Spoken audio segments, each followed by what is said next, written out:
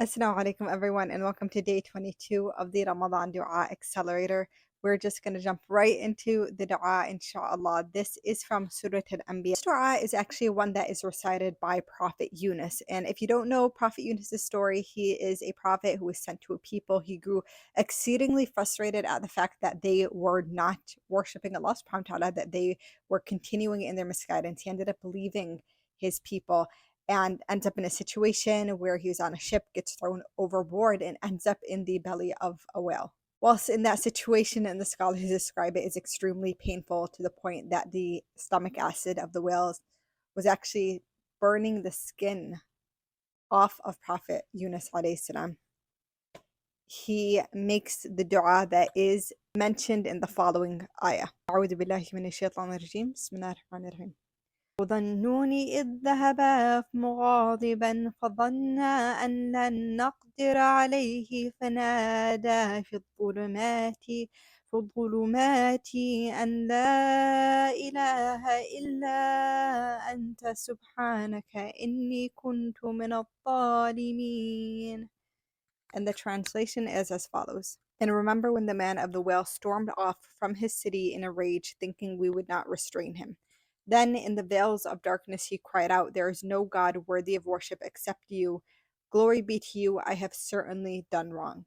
And the following verse is actually, as we see very often in the series, when a prophet makes a cry out to Allah subhanahu wa ta'ala, makes dua to Allah subhanahu wa ta'ala, the response can come very quickly.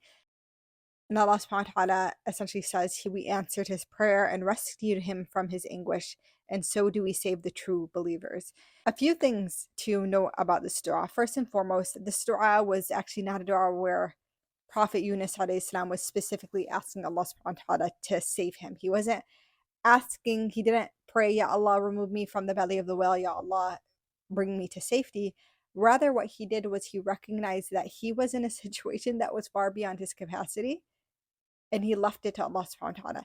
And very often when we make du'as with a lot of specificity. Ya Allah, do this and that for me. It's like we build out the plan for Allah subhanahu wa ta'ala.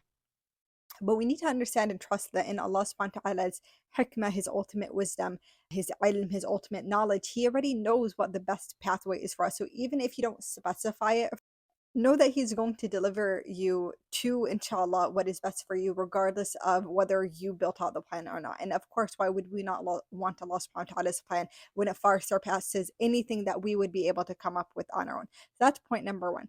Point number two is this is a dua that he made in a situation of a lot of difficulty. The word that is used to describe his situation is dhulumat. Dhulumat is like the plural of darkness, so darknesses. Darkness as in he was in the dark of the belly of the whale. It was nighttime, so it was the darkness of the night. But also just think of darkness in a metaphorical sense, right? When you're in the dark, you don't know what to do, you're not sure what next step is, right? He doesn't know how to get himself out of the situation. So when you find yourself again in a situation where you feel you're in darkness, you don't know which ways are left and which ways right, you don't know what decisions to make, you don't know what to do not forget the tool of dua. Dua is action. Sometimes we're trying to figure out the perfect next step, but the perfect next step is always going to be dua to Allah subhanahu wa ta'ala.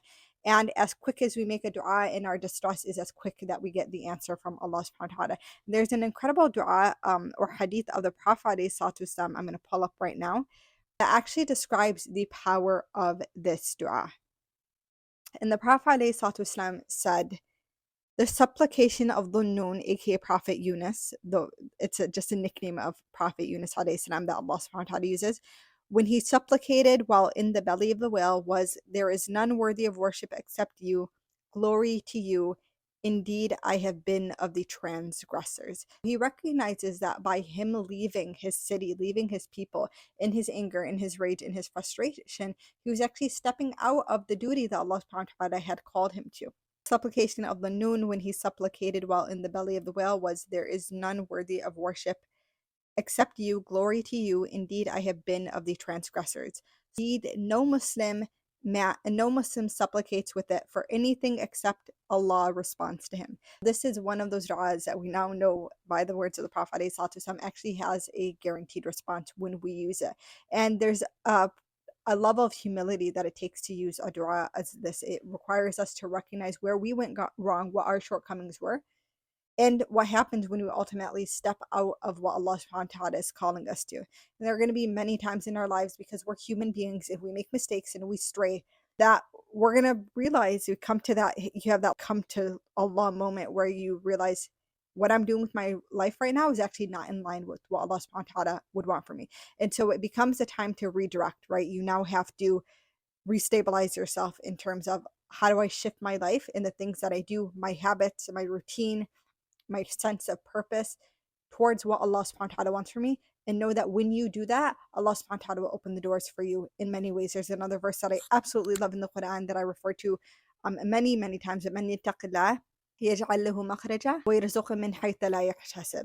Those who have taqwa of Allah, He will create for them many ways out of their difficulty and grant them rizq from places that they didn't even know, right? It's just a reminder, when we give something up for the sake of Allah subhanahu wa ta'ala, when we come back to Him, He's going to replace what we had with something even better.